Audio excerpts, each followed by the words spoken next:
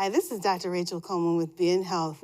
Sit back, relax, and enjoy today's health and wellness topics. Dive right in. Okay, definitions. Um, Basically, a lot of times we use the body mass index as our guide. A normal body mass index, or BMI, what we call the BMI.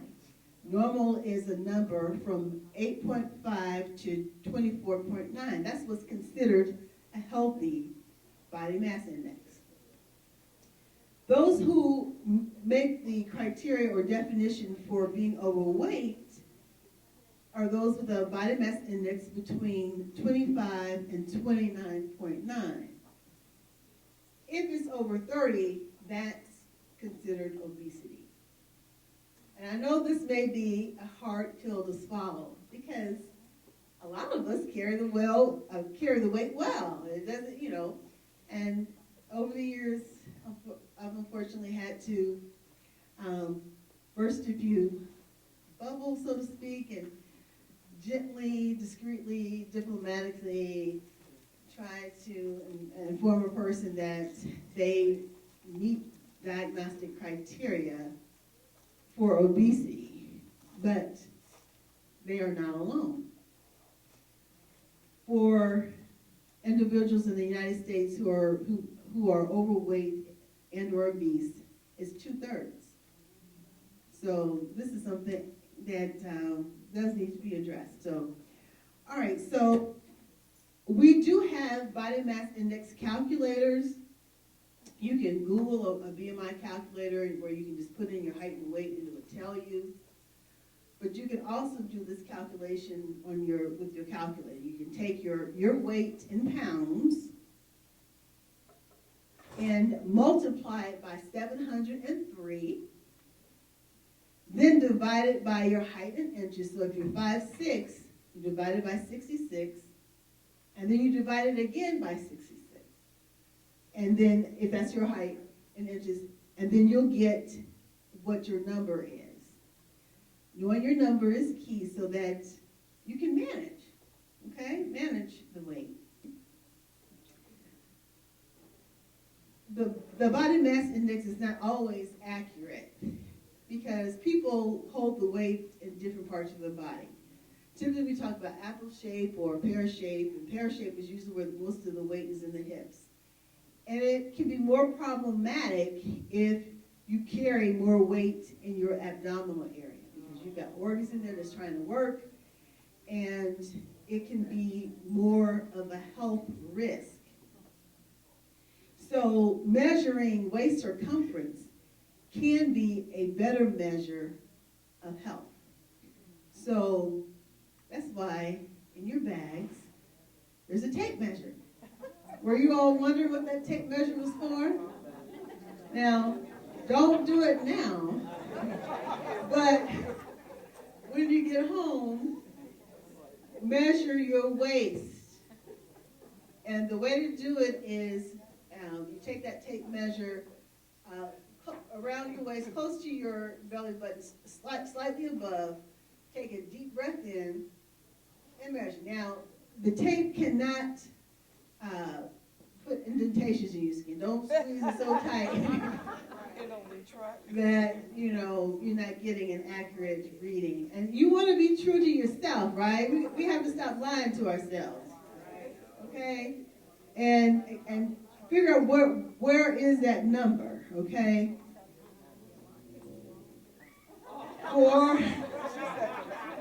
For women, it is recommended to have a waist circumference of 35 inches or less, basically less than 35 inches.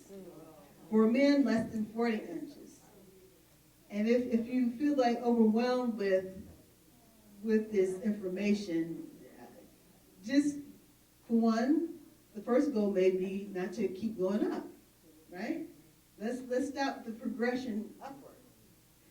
And we can inch our way down, okay? It's a process. We don't gain weight overnight in most cases.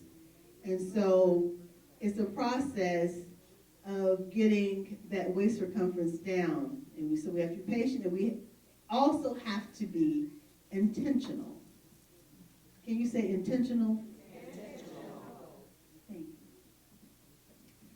All right, so causes for overweight or obesity is there's a combination of causes and contributing factors. Food. Did I mention food? Eating more calories than you burn. Consuming more calories easily through beverages like sodas and alcohol. Basically, liquid calories. The problem with liquid calories is they go right through, right? You don't get a sense of, as much of a sense of fullness. So sometimes your weight loss strategy may be to stop drinking sodas, right? Stop drinking alcohol. And I've had people who lost 20, 30 pounds just by stop drinking soda. Okay? So you can have a new you before the new year if you stop drinking sodas. Activity. There's a lack of physical activity.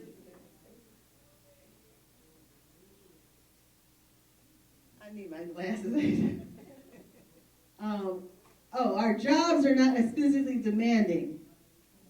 We have so many modern conveniences to where, we don't get up and change the channel on the TV anymore. Some of you all have Alexa doing things. There's home automation. Cars are driving us. Where we used to walk. Some of us used to ride the bus. Any fellow bus riders, you used to ride the bus? Am I by myself?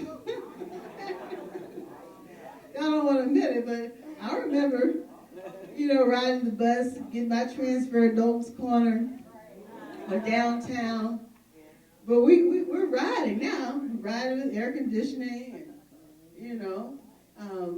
and then we hope to be blessed with that parking space up close to the door of the store instead of, parking further out. Hopefully you're not parking in a disability spot without a disability. Can I call you out on that? Don't do it. There are people who really need those spots, okay? And don't practice disability if you don't want to be disabled. Okay? All right. All right, so let me keep it moving. Sleep. Okay. Adults need more than 7 hours of sleep. If you want to improve your weight, you need to go to bed. Did I mention go to bed? Yes. At least 7 hours. Actually, the research is 7.5 hours. So people who, it's statistically and clinically proven, scientifically proven, that people who slept at least 7.5 hours had better weight management. I may not be saying that correctly, but you get the gist. So the idea is to get sufficient sleep.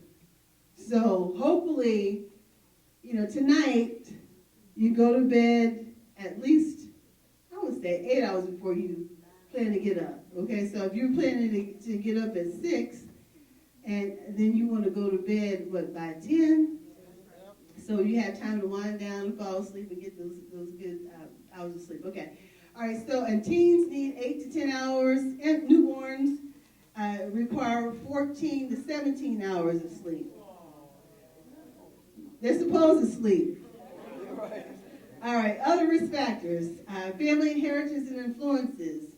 There are some inherited genes that do make a person more predisposed for obesity. There are some genetics that also play a role. It tends to run in families because of similar activities and eating habits. There are social factors, and economic issues, and what we call social determinants of health, where you live and what foods are accessible to you. Are there sidewalks in your neighborhood? Is it conducive to going for a walk? Are you safe in your neighborhood where you feel safe to walk? Bike trails, those type of things make a difference in and your ability to be physically active and control your weight without having to spend money on the gym, right? As we get older, the reality is there are metabolic and hormonal factors that cause us to gain weight. And with that, there's also decreasing muscle mass. There's what's called sarcopenia, and that's basically, as we get older, the muscle strength decreases. And so this is why it's important to have weight training and resistance training. All right, other factors for overweight and obesity: pregnancy. You know, a lot of times being pregnant and after delivering the baby, sometimes it's hard to get the weight off. Those that quit smoking, and we want them to quit, and please quit. But sometimes, what I used to tell my patients, I know you used to have a cigarette or two and a cup of coffee, and now you're eating, you know, a sausage biscuit, and so you're eating more calories, and then you may also be doing some more emotional eating because you don't have that cigarette. But we can manage in other ways, right? We want all those who smoke to quit. Our lungs weren't made for smoke, okay? All right, then stress. What about stress eating? Had a stressful day, stressful weekend, so I deserve that hot fudge cake from Frisch's. Well, I deserve pizza with extra cheese. So that stress eating.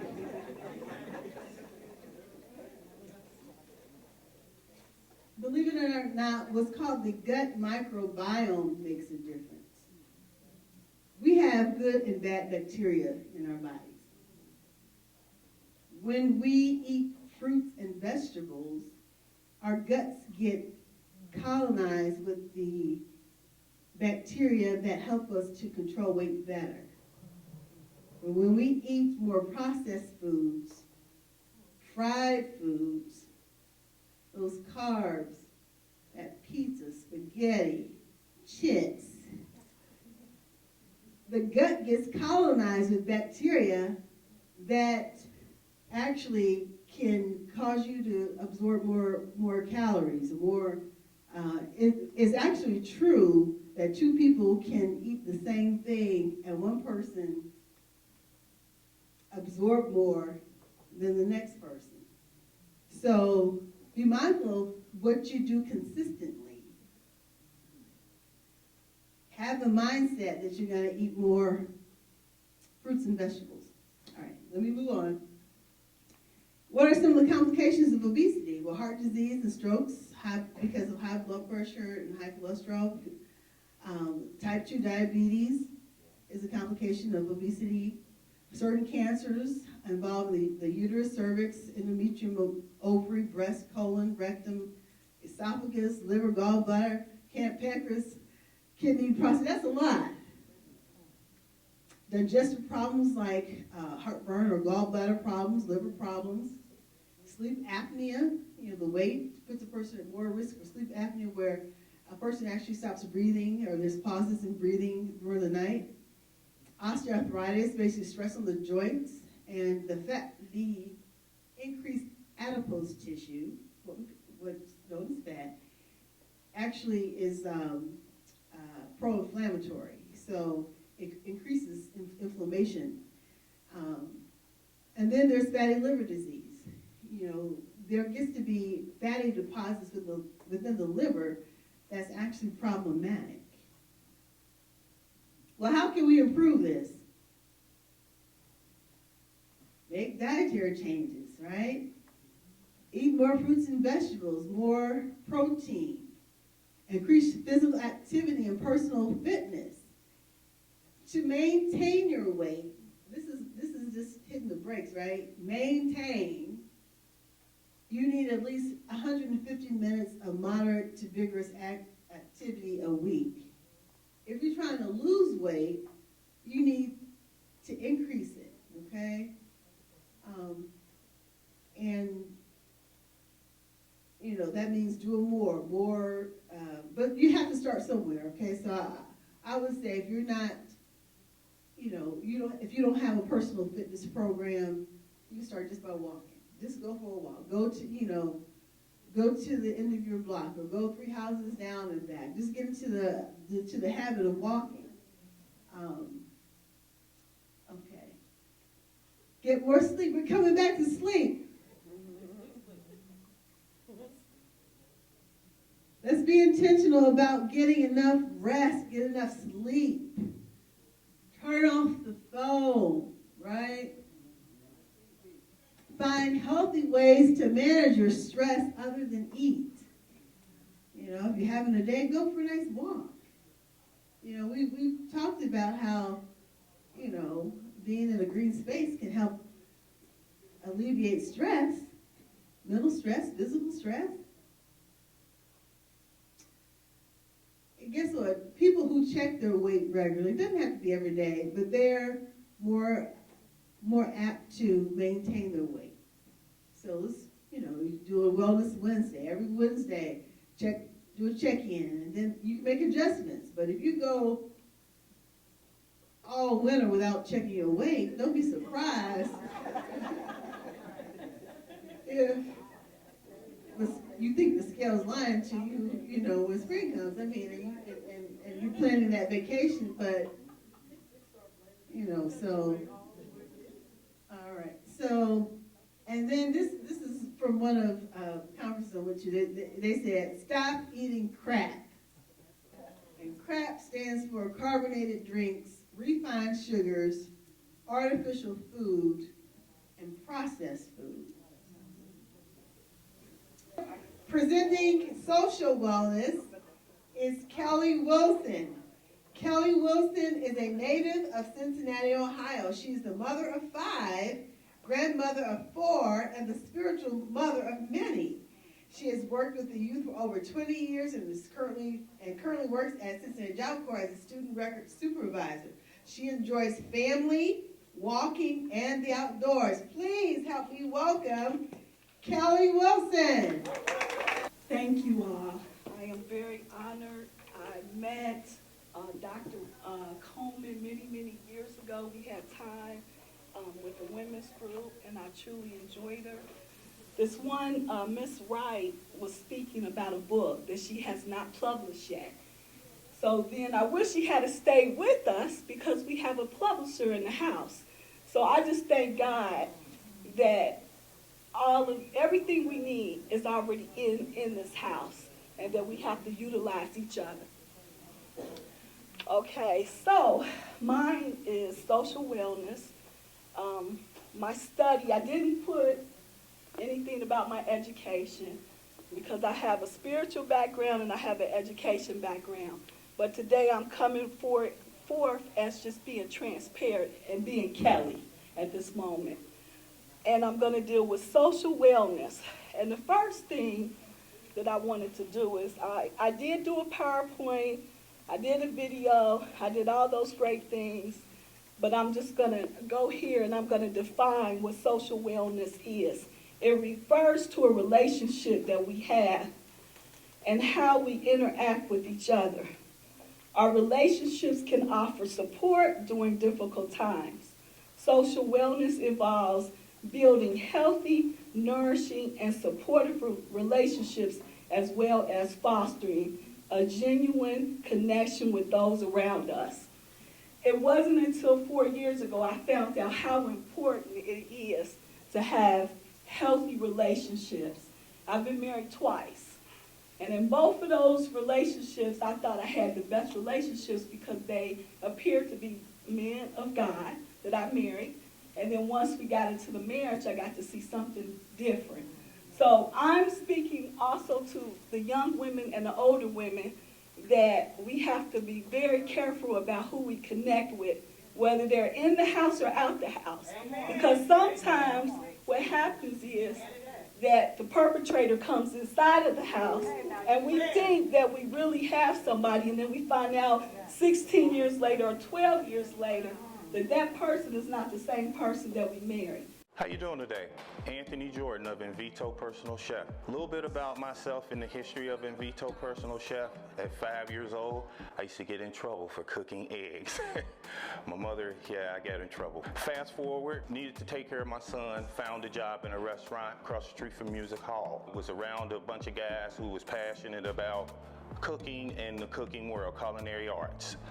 Learned everything I can. During that journey, just bounced around the places, Pig Al's with Chef Sturkey, Masonette with Chef Jean Roubert, Luigi across the river at the Revolving Restaurant, and next thing you know, reading an article one day, and it said, when you got the hotel room, a personal chef came with the hotel room. I was like, wow, what is that? Researched it. Cincinnati State offered the class, got this personal chef certification, knowing the whole time I wanted to start my own business. But my dreams was the high end, filet mignons, béarnaise, and asparagus. Fast forward 10 years later, catering to Music Hall, professional football players, professional baseball players, musicians, videos like this one, cooking classes, cooking demos. It's spent into a nonprofit, which is teaching kids how to cook, the ins and outs, the rules, the regulations, safety and sanitation certifications, taking them on events, weddings, caterings, Music Hall, places like that, Cincinnati Museum Center, and that's just a little bit about me. I love what I do, I appreciate what I do, I take it serious, and some people might say a little bit too serious. But today, we're here at the request of Dr. Coleman to do 2 healthy meals. The meals I'm going to do are something fast, something I do for myself all the time. It doesn't have to be chef all over the place. You don't have to have all these exotic ingredients, these chef techniques. It's something quick, it's something smooth, it's something tasty, it's something that can just get you, and it's healthy, first of all. So we're gonna roll right into that. We got everything set out over here, and I'm gonna start off with a salad. Again, like I said, quick. This salad, this is one of my favorite mixes. It's from Kroger's. Of course, it has broccoli, Brussels sprouts, red cabbage, kale, carrots, pea pods. We're not using the teriyaki sauce. So we're gonna get started here. I'm gonna just take this, put some of this in the bowl, make sure we got all the good stuff in there in colors. We're real big on colors. Presentation means a lot, means everything. Because this was an Asian-inspired vegetable mix, it made sense to come back with an Asian sesame dressing. Today I'm using something from Panera. It's a vinaigrette and a marinade. The reason those names are synonymous with the ingredients that are inside, which is the apple, sesame, and it's vinegar. The vinegar it breaks down. It's acidic and it will break down the vegetables and the lettuce. So we're just gonna mix that here. We have some chicken, pulled chicken breast, drop that in there. We're gonna toss it.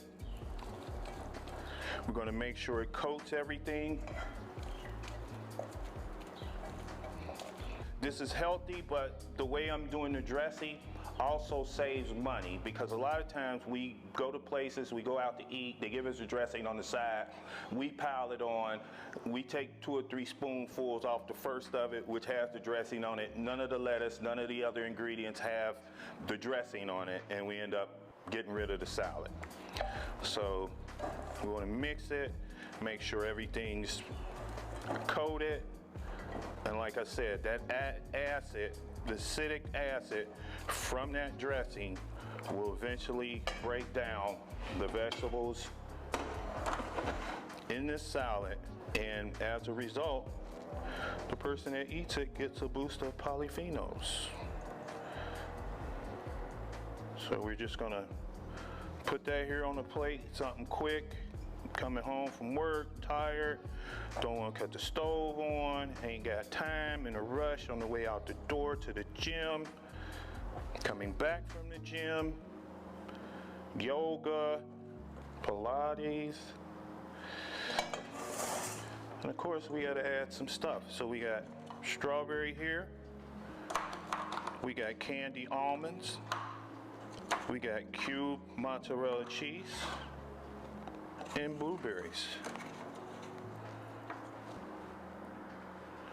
Quick, fast, energy, efficient. I know you want more, but that's all for now. And until next time, be in health.